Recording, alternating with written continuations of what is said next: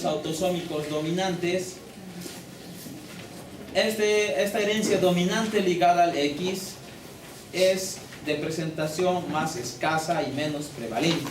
Quiere decir que es menos frecuente encontrar personas que tengan el doble X afectado. ¿Sí? ¿Qué ejemplos tenemos con respecto a esto? En su texto han visto que hay algo que se llama raquitismo hipofosfatémico, hay otro que es el síndrome de Rett, y también algo que llamamos incontinencia pigmentaria tipo 1. Son ejemplos de enfermedades dominantes ligadas al X. Una característica importante es que se da más que todo en la línea germinal paterna. ¿Listo? Y ni bien el hombre ha desarrollado esa enfermedad dominante, puede pasar a todas sus hijas. Ahora, una diferencia clara es la siguiente. En las enfermedades de este tipo ligadas al sexo, se ubican que las mujeres tienen 2X, ¿no es cierto? ¿Sí? 2X. Cuando en la parte recesiva solo estaba afectado un X, ¿cómo se llamaba esa persona? Eso, portadora, muy bien. Era una persona heterocigota, ¿no es cierto? Y era portadora. Cuando estaba afectado los 2X, era enferma en la parte recesiva. Y cuando no estaba afectado ni un X, era normal, sano o no afectado. Ahora en la parte dominante es algo diferente. Basta que esté afectado un X, la persona ya está enferma. Igual que en el autosómico dominante. Un X está afectado, la persona es enferma. Los 2X están afectados, la persona es mucho más enferma. Tiene una enfermedad más grave, una enfermedad más compleja. ¿Ok? Entonces una diferencia clara había sido de que en la herencia dominante ligada al X, basta un X enfermo para dar enfermedad en las mujeres. Y en el hombre es lo mismo que la herencia recesiva. Si tiene el X enfermo, ya está enfermo. Pero si hereda el X normal, la persona está sana, ¿no? No hay portador ni nada por el estilo. En eso no varía con respecto a las enfermedades recesivas. Y ahí vamos a analizar ese árbol, ese pedigrí que vamos a llamar en prácticas. Okay. Vamos a empezar. ¿Este hombre es un hombre sano o enfermo? Ya hemos dicho, los X2 es enfermedad y X1 es sano. Este hombre es sano. ¿La mujer? En este caso ya es enfermo. Basta que tenga un X enfermo, o sea un X2, ya está enfermo. Aquí abajo ha tenido 3 hijas, ¿no? Aquí una hija sana. Esta otra hija sana también. Y esta hija enferma, ¿no? Ya tiene un X2. No se olvide, esto es de herencia dominante. Es diferente al recesivo. Ella se casó con un hombre enfermo y le salieron 4 hijos. Este será un hijo sano. Una hija enferma. Uno sano y una hija enferma. Y a este otro lado, hijo enfermo, hijo sano, hija sana. Algo importante a notar aquí es que no existe salto generacional. Como se acordaban que sí tenía la herencia recesiva, podría tener salto generacional, ¿no es cierto? Quiere decir que la generación de los hijos, ninguno podía estar afectado, podía haber puras portadoras. En este caso ni siquiera va a haber portadoras, va a haber enfermas directamente. Y este cuadro es importante, tienen que revisar ese cuadro y si quieren háblanlo ahorita en su libro y les voy a ayudar a poder subrayar el cuadro y su importancia. Para esto vamos a desarrollar todo lo que nos dice el cuadro. Nos dice, primero, riesgo de recurrencia. ¿Qué era ese riesgo de recurrencia?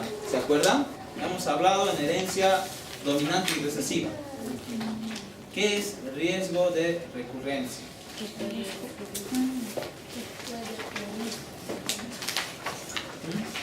¿Cómo es?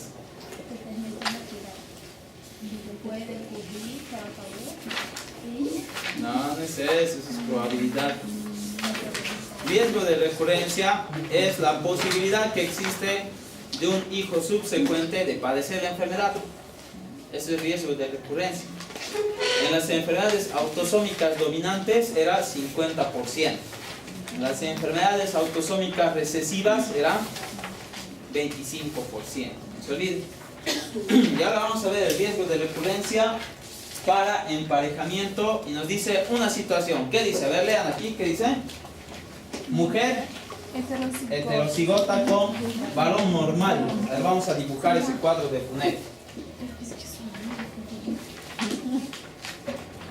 ¿Cómo sería un varón normal? Díctenme aquí. ¿X cuánto? X1 y Y. ¿Y cómo sería una mujer heterocigota? X1, X2. Exacto. Muy bien. Así se entiende. Y ahora hagamos la conjugación. Eso sería X1, X1, X1, X2. X1Y, X2, Y. Listo.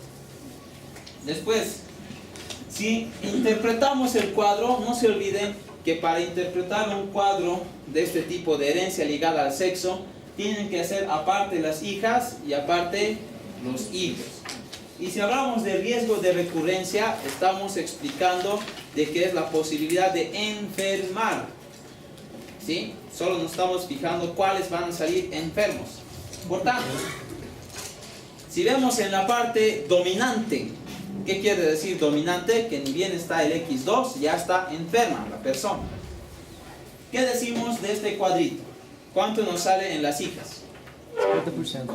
50% sanas y 50% enfermas. Entonces, ¿cuánto por ciento de riesgo de recurrencia tendrá?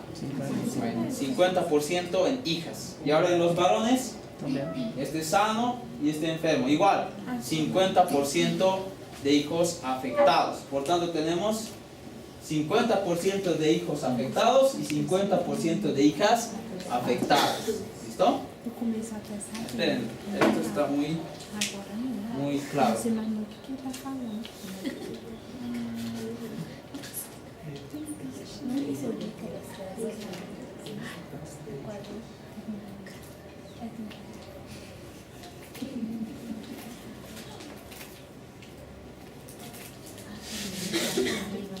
Ahora sí. Ya, ahora se lee mejor, ¿no es cierto? Sí. Ya, seguimos. Eso era para la parte dominante. Y ahora para la parte recesiva, este será una mujer sana. Y estas serán mujeres portadoras. Muy bien. Y aquí abajo, hombre sano y hombre enfermo. No hay hombres portadores, no se olviden. O es sano o es enfermo. Así que aquí tendríamos 50% de mujeres portadoras y 50% de varones enfermos. Aquí fíjense, 50% de hijos varones afectados y 50% de hijas portadoras. ¿Cuál es la diferencia? Aquí miren. En dominante hay directamente afectadas y en recesivo portadoras. Ahí está, he subrayado eso del cuadro. Obviamente eso que estoy subrayando es probable que sea Questão de exame. es pregunta de examen, puede ser. Luego hablamos del riesgo de recurrencia para emparejar un varón afectado y una mujer normal. ¿Quién quiere hacer ese emparejamiento? A ver, ¿quién quiere hacerlo ahora? Si se equivoca en el examen ya no se va a equivocar, ¿no es cierto? 25%. ¿Quién quiere hacer el cuadro? ¿Voluntario? ¿Voluntaria? María Elizabeth, ¿vas a hacer el cuadro? No sean tímidos, a ver, tienen que ser entradores. Ya, el que está más cerca a la puerta. Aquí. Vamos, ven, vas a hacer el cuadro. Vas a aprender. Vas a aprender. Ya, Amanda, ven, vas a hacer. Ven, vas a hacer. Vamos, Amanda, tú puedes. Ya, sale, por favor, vamos. Ya. Ronald, ven, sal. No, sal a hacer el cuadro, sí. ¿Qué cuadro? ¿Vas a ir? Ven, muchachos, ven, vamos. Es que no se lo ¿qué tal? No, no importa si fallas, vamos a arreglarlo. Tienes que salir. Claro. Ya, primero te voy a ayudar a hacer el cuadro de aquí. Sería este cuadro de aquí, ¿no es cierto? Ya, similares. Dice, emparejemos, ¿qué dice? Un varón afectado con... Vamos muchachos, ¿qué dice aquí?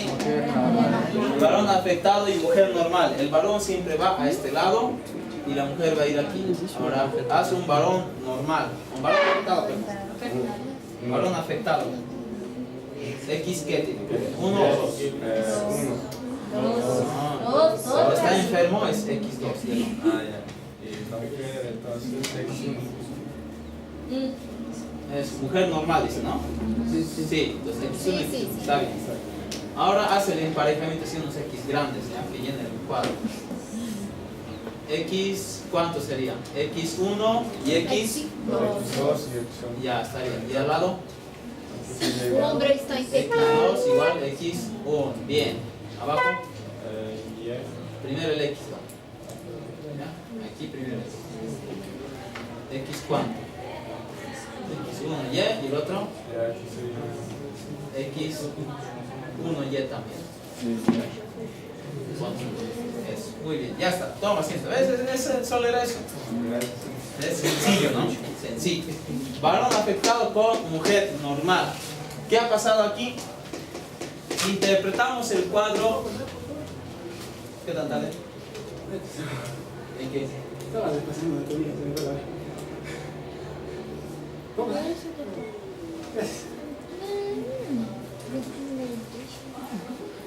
Ya seguimos. Aquí hay una interpretación de la siguiente forma. Si fuera dominante, no se olviden que basta que esté el X2 para que esté enfermo. Por tanto, decimos aquí que hay ¿cuánto por ciento de afectadas hijas? 100%. 100% de hijas afectadas.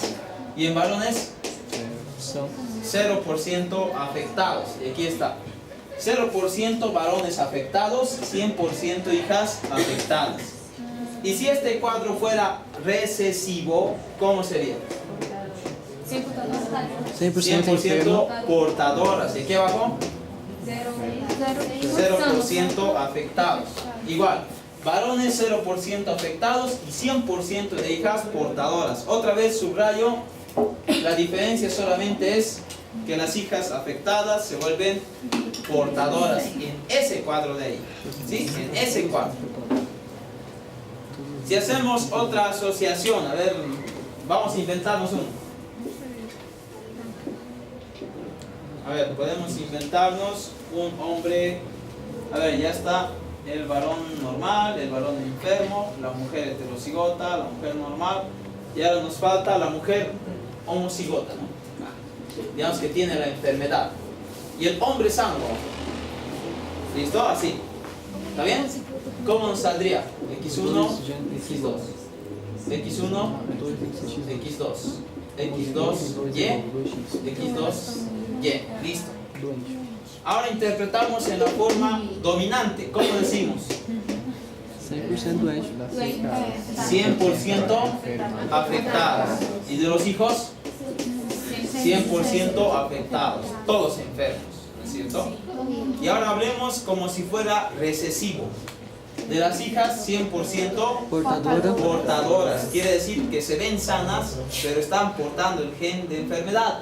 Y aquí abajo, 100% enfermos. X2. Enfermos. Y ahora vamos a cambiar esto y vamos a poner, bueno, es casi lo mismo, ¿verdad? Pongamos al hombre enfermo también. Ahora decimos, en la forma dominante, ¿cómo sería esto? 100% de hijas Mais enferma ainda. enfermas. Y aquí 100% de hijos enfermos. Y si fuera recesivo, Doente. Enfermeiro. 100% enfermos. Claro, cuando es recesivo y tiene los dos X2, ya está enfermo. En recesivos. Sí. Entonces, en recesivo sería 100% enfermas Y aquí 100% enfermos también. ¿Sí? ¿Está claro? No creo que pueda ser más claro que esto. Patrón de transmisión. Vean aquí una palabra clave. Dice salto generacional. Ese es el punto clave. La parte recesiva tiene salto generacional. ¿Ok? El otro no puede haber salto generacional. Está presente generación tras generación. Sencillo. Después, proporción por sexos. En el dominante es más frecuente en mujeres. Y en el recesivo es más frecuente en varones. No se olviden esa proporción. ¿Dónde se ven más afectados varones? En enfermedades recesivas ligadas al cromosoma X.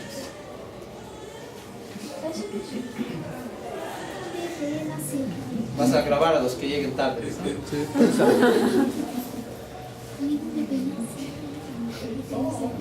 Ya, y los que lleguen tarde van a pedir disculpas a la clase por perjudicar la clase, ¿listo? Ya. Aquí al frente desde la siguiente. Aquí al frente y les vamos a poner... no, nada, a lo mejor no digo nada, después malinterpreten las cosas. Ya, listo. Seguimos. Otros. Algo que es similar es que no se puede transmitir de los padres a los varones, ¿no es cierto? Porque es ligado al X. El padre al varón siempre le va a pasar el Y, así que no importa. Otra cuestión es que la enfermedad dominante es más grave en los homocigotos que en las, en las homocigotas que en las heterocigotas, ¿sí? Igual que el patrón autosómico dominante. Si tiene un X afectado es más leve. Si tiene los dos X afectados es más grave la enfermedad. ¿Ok? En cambio en el recesivo, si tiene un X afectado es portadora. Y si tiene los dos X afectados, enferma. Entonces está clara esta diferencia entre los dominantes y recesivos, ¿no es cierto?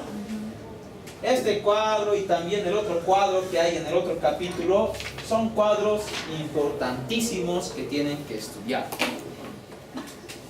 Ahora vamos a otro tipo de herencia. Ahora esta vez es herencia ligada al cromosoma Y. El cromosoma Y, ustedes ya lo han visto, es un cromosoma pequeño a comparación del X. ¿Sí? Han visto, ¿no? El cariotipo que les dan los grupos prácticos es así y el X es así grande. Es pequeño y por tanto su cantidad de información es menor. Tiene más o menos 60 millones de pares de bases. ¿Cuánto tenía el cromosoma X? ¿Quién se acuerda?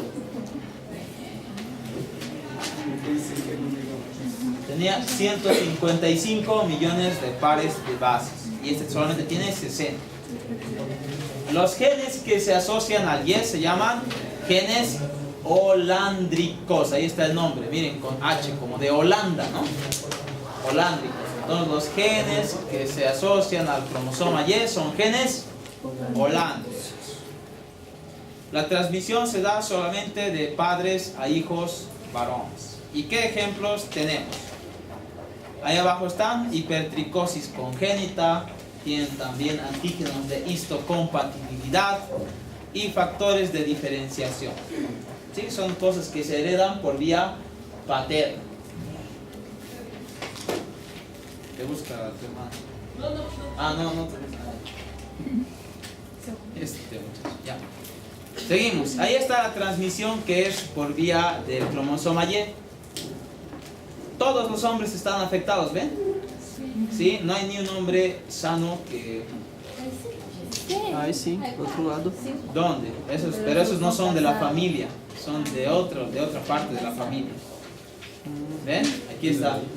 Este tiene hijo, hijo e hija. ¿Ven? Y estos hijos están enfermos. Este no es de la familia, es de otro lado. Será un amigo de la universidad, digamos. Y de ahí han salido 3 hijos, ¿sí? Entonces estos ya son sanos. Ya ha transmitido a sus varones, el varón se ha casado con una mujer sana y ha sacado puros hijos varones afectados. Entonces todos los hombres que sean descendientes de ese varón enfermo están afectados porque sus genes son holándricos. Hasta ahora, ¿qué hemos visto? Herencia ligada al X, que puede ser dominante y recesivo. Hemos visto herencia ligada al Y. Y ahora vemos un término que se llama rasgos limitados o influidos por el sexo. ¿Qué quiere decir? Que hay ciertos rasgos que solo se ven en varones o solo se ven en mujeres. Por ejemplo, ahí atrás, si Emerson tuviera un gen que hace que tenga un útero deforme, ¿será que Emerson lo va a manifestar? No, obviamente que no, porque es varón, ¿no es cierto? Entonces es un rasgo que solo se ve en el sexo femenino. En cambio, a ver, vamos a seleccionar si Cristiani tuviera un gen que hace que tenga un testículo anormal, ¿será que lo va a manifestar?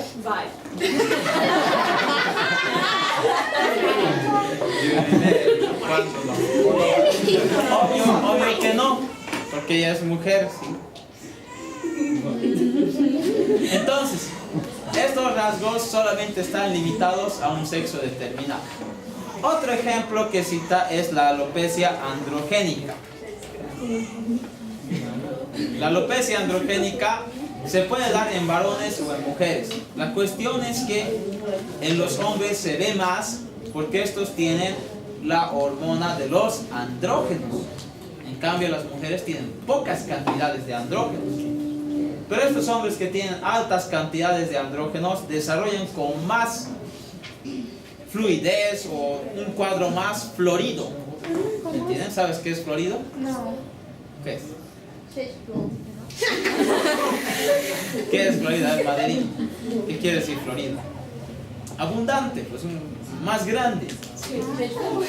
¿Por qué? Porque el hombre tiene hormonas diferentes. Entonces es otro rasgo influido o limitado al sexo. No se olviden, no dice la palabra ligado al sexo, dice limitado o influido por el sexo. ¿Sí? ¿Me entienden? En cambio, los rasgos ligados eran los que hemos estudiado. La herencia dominante y la recesiva ligada al X. En cambio, estos son rasgos influidos solamente por el sexo.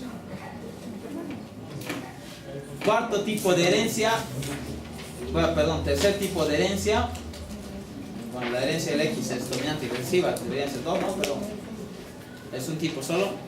Herencia mitocondrial. Para esto vamos a ver esa molécula de ADN. Es el ADN que se encuentra en la mitocondria. ¿Para qué servía la mitocondria? ¿Quién nos puede decir? Lorana, a ver, dinos, ¿qué es? ¿Para qué sirve una mitocondria?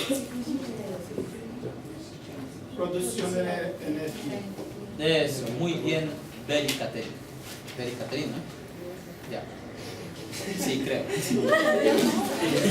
Ya, muy bien, Beli. Es la producción de energía. ¿Y cómo produce energía la mitocondria? A través de algo que llamamos fosforilación oxidativa. ¿Qué más? Ciclo de Krebs. Ciclo de Krebs, exacto, y cadena de transporte de electrones. Todo eso hace que produzca energía. ¿Listo? Las mitocondrias, por si acaso, que una célula puede tener como cientos de mitocondrias, ejecutan ese mecanismo basándose en su genoma mitocondrial. Ese genoma mitocondrial es un ADN circular, solo un cromosoma en la mitocondria, y algo diferente con nuestros cromosomas es que no tiene intrones. ¿Qué eran los intrones ahora? A ver, Amanda Custodio, dinos.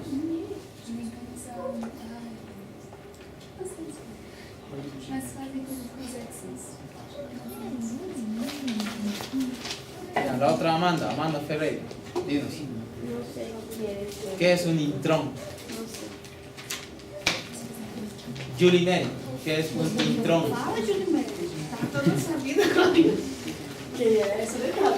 Julie Mary, cámara, Costa, vamos.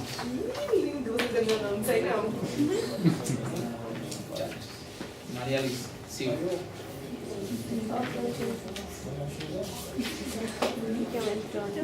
¿Qué son intrones? Vamos muchachos, ¿quién sabe? Uma cadeia proteica que entra na cadeia de DNA y después es eliminado. Eso, es la parte de los genes que no se traduce, solo se transcribe y queda eliminado por el corte y empalme, no se olviden, esos son intrones. Ahora, este genoma mitocondrial no tiene intrones, todo es exón, todo sirve, todo se traduce. Aquí vean, existen dos lugares que van a sintetizar ARN ribosómico, 12S, 16S. Va a haber también 22 regiones que van a codificar ARN de transferencia, que están con letras mayúsculas. Y aquí abajo también hay complejos que nos ayudan a la maquinaria de producción de energías. ¿Listo? Solamente eso, sí. No necesitan saber mucho más. El tamaño de eso es más o menos 16,5 kilobases. O sea, 16.500 pares de bases. Ahora, estas mitocondrias se heredan solo de la madre. ¿Quién nos puede decir por qué?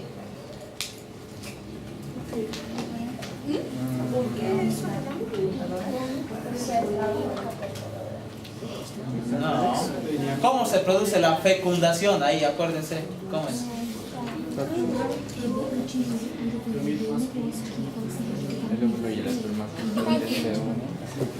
¿Cómo se produce la fecundación? Se une el pronúcleo masculino con el pronúcleo femenino, ¿no es cierto? Y lo hace dentro del ovocito maduro, dentro del óvulo. Lo que ingresa solamente es material genético del varón, no entran las mitocondrias, son eliminadas. Porque así se fabrican los... ¿Ya? Es el proceso de formación de espermatozoides, ¿no? Espermiogénesis también, ¿no? Se condensa el núcleo, todas las cuestiones. Y solo ingresa el pronúcleo masculino. En cambio, ¿quién recibe? La célula femenina, la célula que tiene mitocondrias. Por tanto, la herencia se va a transmitir por vía materna. Ese ADN que es de la mitocondria se abrevia así, ADN-MT, que quiere decir mitocondrial.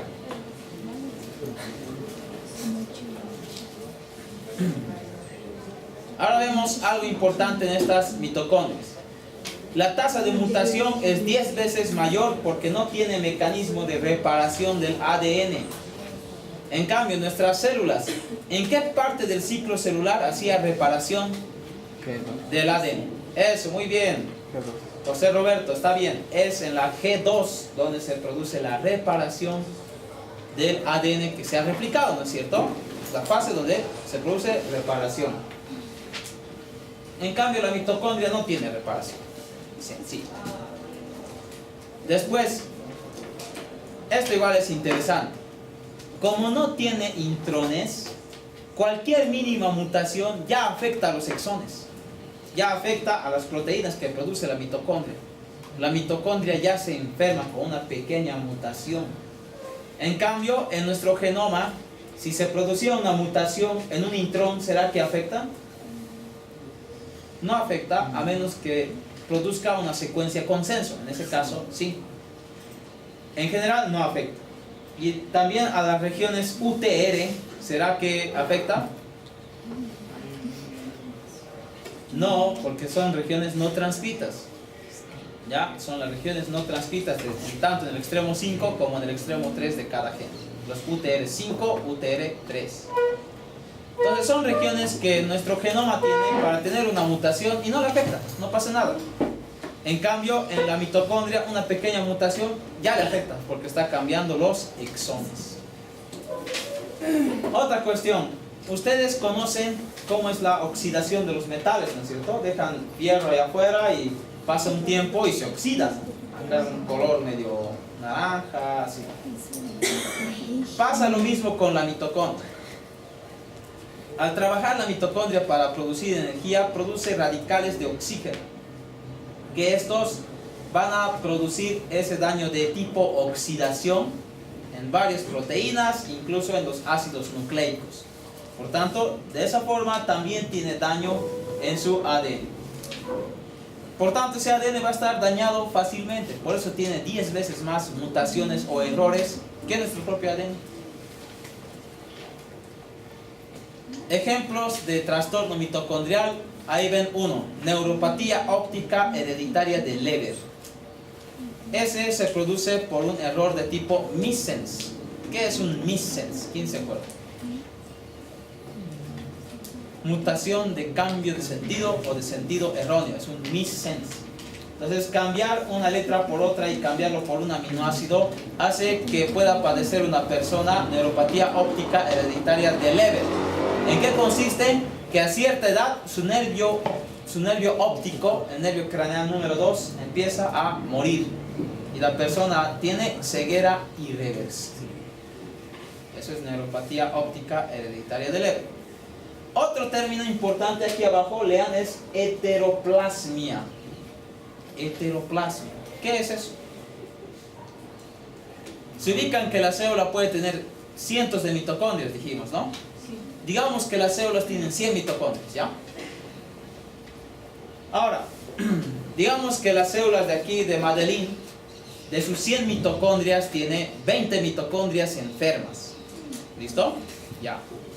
Y aquí en las células de María Luisa tiene 50 mitocondrias enfermas de las 100. Ella tiene 20 y ella 50 de las 100. ¿Cuál de ellas tiene enfermedad más grave? No, las de 50, porque es un número más grande de mitocondrias enfermas. Eso es heteroplasmia. Es la capacidad que tienen las células de tener un porcentaje de mitocondrias enfermas y otro porcentaje de mitocondrias sanas.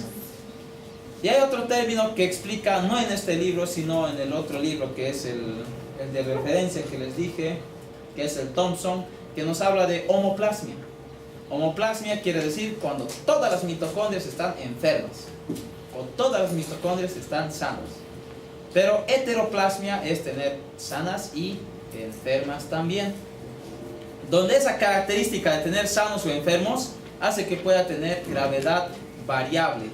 ¿Qué hemos dicho eso? Expresión variable. Hemos explicado en la anterior clase, dos clases, ¿no? ¿Qué era expresión variable? Era que las dos pueden estar enfermas, pero uno más grave que otro. Ese es un factor de la expresión variable en herencia mitocondrial. Ejemplo, la epilepsia mioclónica con fibras rojas rasgadas, el MERF, que está ahí en su texto, lo pueden subrayar, es un ejemplo de heteroplasma. Y también la encefalomiopatía mitocondrial asociada con acidosis láctica, el MELAS, igual es otro ejemplo de esta enfermedad. Listo, hasta aquí que hemos visto herencia ligada al X, dominante recesivo. Hemos visto herencia ligada al Y. Hemos visto rasgos limitados o influidos por el sexo. Y hemos visto herencia mitocondrial. ¿Sí? Son importantes todos estos. Ahora terminamos viendo dos términos que se llaman, uno, impronta genómica o imprinting, y el otro va a ser repetición de trinucleótidos y anticipación. Vamos a ver después de eso. Primero, impronta genómica. Aquí en este ejemplo, por ejemplo de estos polígrafos, ¿se acuerdan que cada gen tiene un alelo paterno y un alelo materno, ¿no es cierto? Y que los dos participan para expresar una característica. Eso es lo usual. Pero cerca de 100 genes, Alini, cerca de 100 genes hacen esto que llamamos impronta genómica. ¿Cuál es impronta? Que el alelo paterno esté activo y el alelo materno inactivo. Similar a lo que hemos hablado del X, ¿no? Un X activo, un X inactivo. Similar a eso, pero esto no es aleatorio y es en ciertos genes, en otros cromosomas. Puede estar en otras células activado el materno y el paterno va a estar inactivado.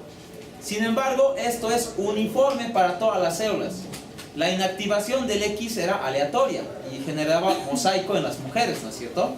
Sin embargo, esta parte de la impronta genómica se ve en todas las células. Por ejemplo, en todas las células va a estar inactivado una parte o un alelo en el cromosoma 15 paterno, pero el materno va a estar activo en todas las células. Eso es impronta genómica. Entonces es la expresión de un alelo con respecto al otro y que el otro esté inactivo. ¿Listo? Eso es impronta genómica o imprint.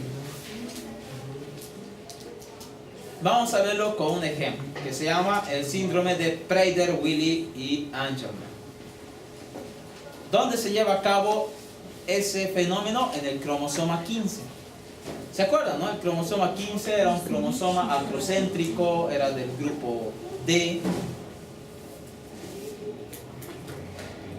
Y esto se debe a una delección. No se olviden que era delección. ¿Qué era delección aquí? ¿Qué? Eso, eliminar, suprimir, sacar, ¿no? Quitar. Quitar era delección. ¿Y qué era inserción? Aumentar, ¿no es cierto? Uno quitar y otro aumentar, ya. Aquí se quitan 4 millones de pares de bases del cromosoma 15. Eso es una delección en el cromosoma 15, en el brazo largo. Cuando la delección se hereda del padre, se llama síndrome de Prader-Willi. Cuando la delección se hereda de la madre, se llama síndrome de Angelman. Y aquí está. Este es el prototipo de síndrome de Prader-Willi. ¿Qué tiene? Tiene obesidad, baja estatura, tiene hipogonadismo, tendrá alimentación excesiva, no se puede saciar, ¿entienden? Y va a tener retraso mental leve. Y aquí está la parte. Miren, en la parte del varón es donde ha habido esta delección de toda esta parte del cromosoma 15. Y eso ha hecho que genere el síndrome de Prader-Willi. En cambio, aquí en este lado está el síndrome de Angelman.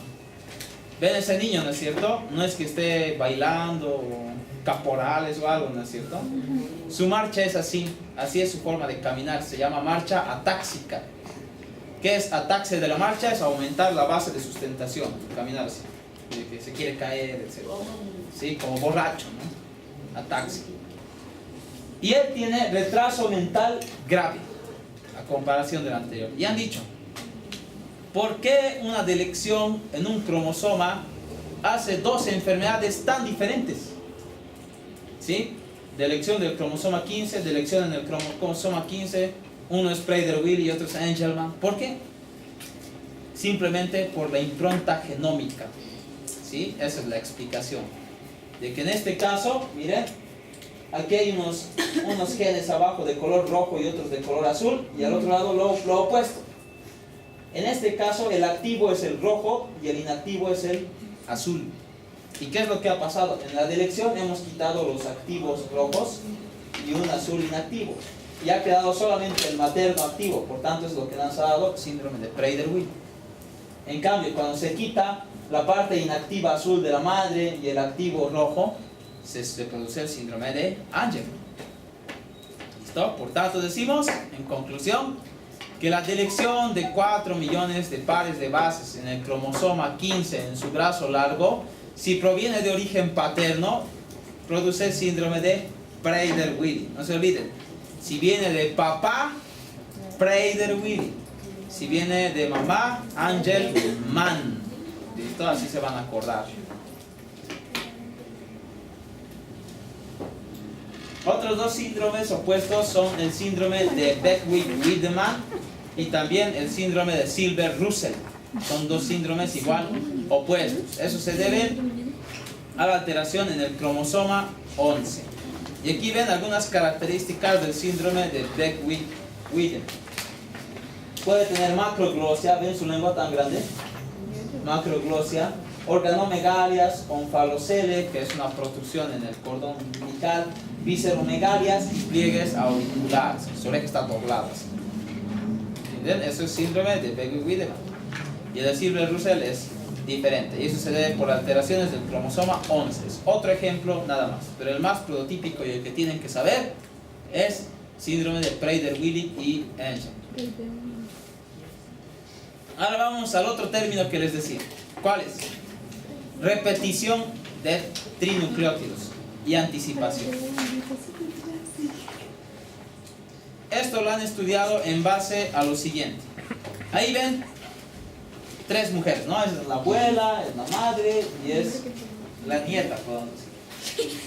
¿Qué ha ocasionado? Primero, la madre tenía un cierto grado de enfermedad, la abuela, perdón.